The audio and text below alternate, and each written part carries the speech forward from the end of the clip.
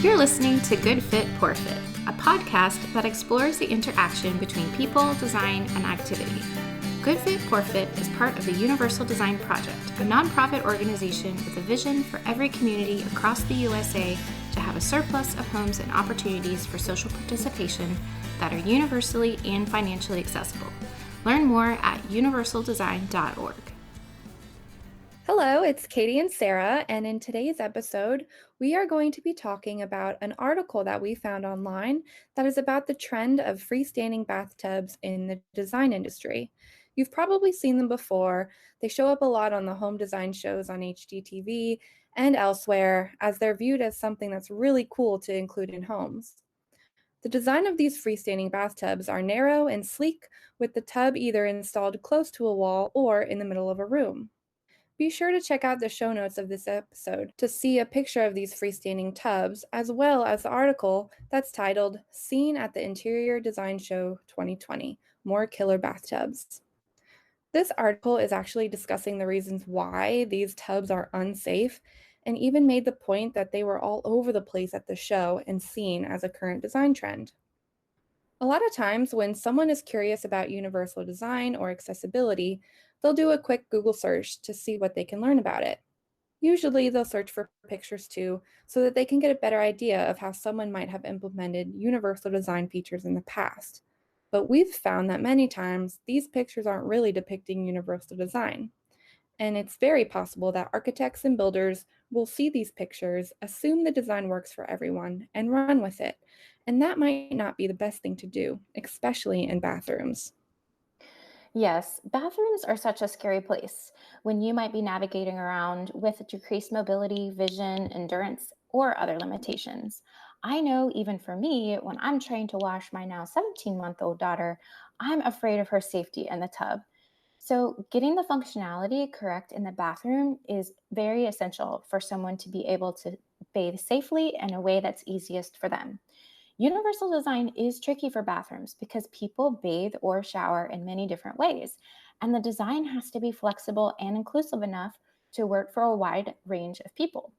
Some people use shower chairs that sit in the shower. Some are mounted onto a wall, or there are others that roll into the shower. Some people lower themselves down into the bottom of the tub and sit on the bottom because they prefer a bath. Universal design tries to incorporate all of those needs by providing the space and flexibility to make that task happen safely, plus accommodate for all the different types of equipment that could be used in the bathroom for any person. It's a design challenge and we want to get it right. That's why in our organization, we think it's essential to ask healthcare professionals and people with daily life experience with disabilities to give their input into the design. So we sent this article that Katie talked about and the pictures that we've included in the show notes to our design advisors, and we are excited to share the results with you. If you remember from one of our previous episodes on the Stramp, we've been looking up different pictures that appear on Google when someone searches for the term universal design to see what comes up, and then asking our group of volunteers who have a wide range of experience with disability to check them out, to see if the design or product is actually usable for them or their clients. So here's the info we provided in our survey to the design advisors. This article makes a lot of good points about the safety or lack of safety of freestanding bathtubs. Think of the old clawfoot tub with a modern twist. I'd like to hear what you think about this design trend based on your personal and professional experiences. I know people bathe in so many different ways and need different equipment to do so. Plus, some prefer a shower and others prefer a bath. If a bathroom had a walk-in shower and a tub was in the plans, would a freestanding tub be functional for you? So then we asked our design advisors to answer a multiple choice question about the picture. The three options were, it works well, it could be better, or it wouldn't work. Then there was a text box for them to describe why they chose the answer they did. Many people shared their experiences, and others had interesting thoughts, ideas, and questions, which helped highlight all the different perspectives from the design advisors. So there were a total of 12 people that responded to our survey. Of those 12 people, no one thought it worked well. 5 people said it could be better, and 7 people thought it wouldn't work at all. Everyone who responded included a little explanation about why they thought what they thought, and that provided us with a little more insight and helped us understand the perspectives of various people with different abilities. Their responses really made it clear that what could work for one person might not work for another. So we analyzed their feedback and separated their responses into 4 categories. These categories are positives, negatives, ideas, and questions.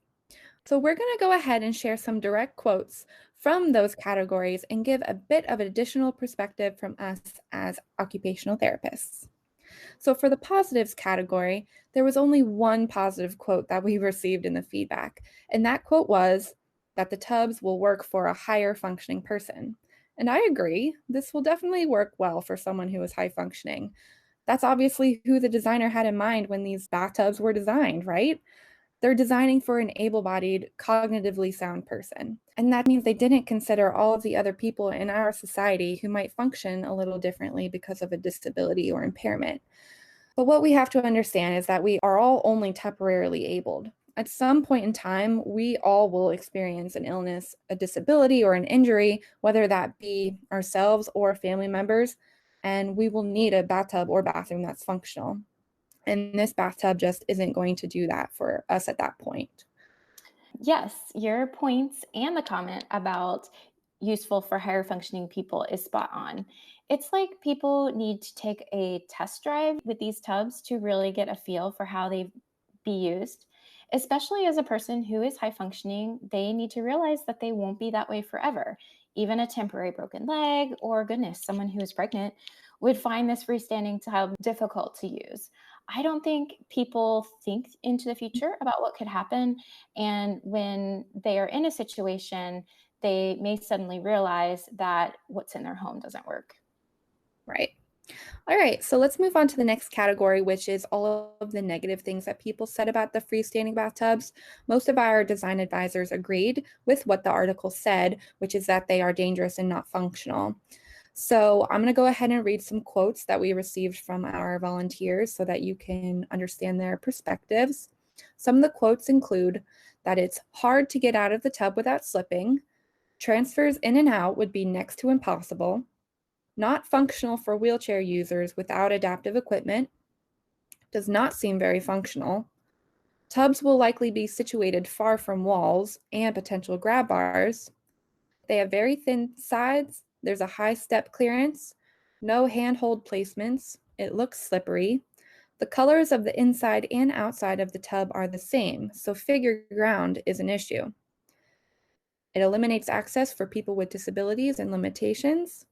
Sitting on hard surfaces would potentially damage the skin and start muscle spasms, and it's too deep to lift myself in and out of easily. So from my perspective, the biggest flaws of this tub is that the sides are way too tall, the edges are way too narrow, and it's way too deep. These 3 flaws have a huge impact on how someone is able to get in and out of the tub. For example, the tall sides would be too difficult to step over for, say, an elderly grandparent who has arthritis in their knees or an aching hip.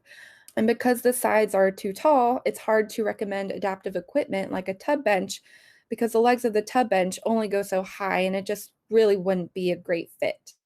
Yeah, I really agree. I know when my grandparents were aging, I had to help them figure out the safest way for them to get in and out of the tub without falling, which included a tub bench, like you talked about, Katie. So they could sit on the bench on the outside and lift their legs over the side in a seated position. At least with a regular tub, it would be easy to accommodate a tub bench for someone to sit on if needed. But these sides in the tubs we're talking about are really high and also narrow. Plus, with the bowl of the tub shaped the way it is, there may not be a flat surface for the seat to actually sit on the inside without being wobbly.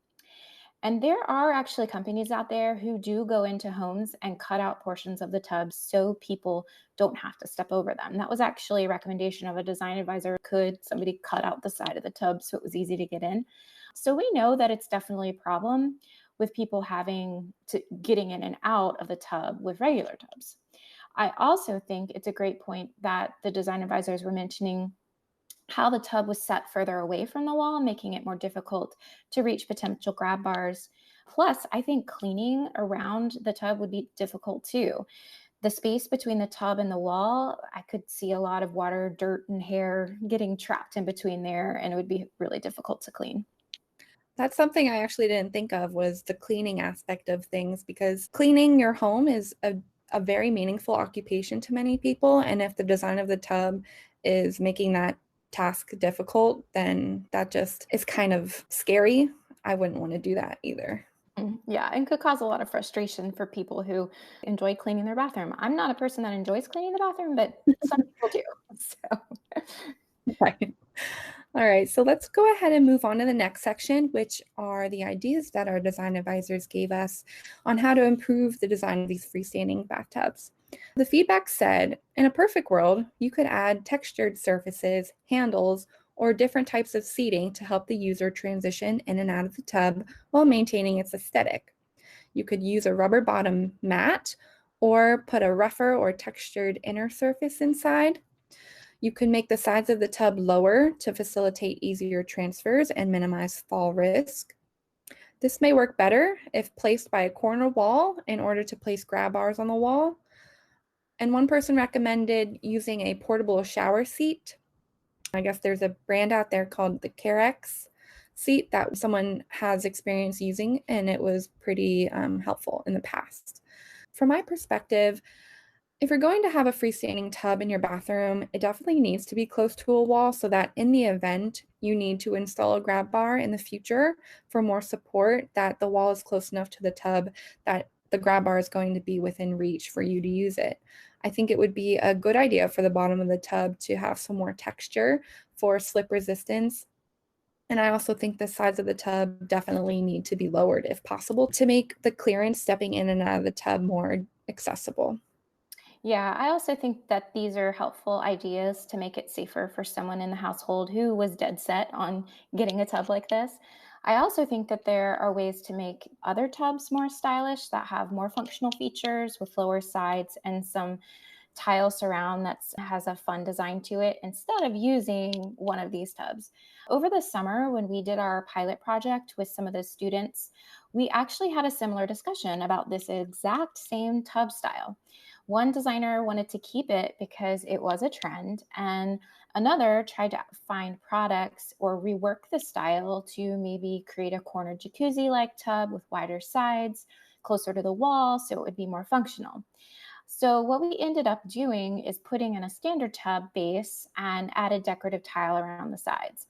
We wanted to make sure there was a place to install grab bars if people wanted those, and to offer a place to put a seat in the tub if desired for safety. So, when we asked our design advisors about the design, we came to the conclusion, as we have with this post, that freestanding tubs weren't going to work. And for a majority of the users, we really needed to go with a regular tub setup. Great. So the last category that we are going to discuss is all about questions. So the only question that we really received from our design advisors was, do freestanding tubs have to be this deep? Can they still be effective if it wasn't so deep? And I think that's a good question. Like, could we collaborate with bathtub designers in the future and give them our perspectives and perspectives of these design advisors so that they could potentially design these tubs to be a little bit more shallow, therefore making it easier for people to transfer in and out, yet still keeping that aesthetic. Yeah, and I think that's an excellent question. And I think it really goes back to how people intend to use it. Is it purely for relaxation, or do they need it for a shower? And can people use it for bathing? And I think getting the input of people with disabilities and a lot of variety of people who could use it could help come up with a design that is actually more usable.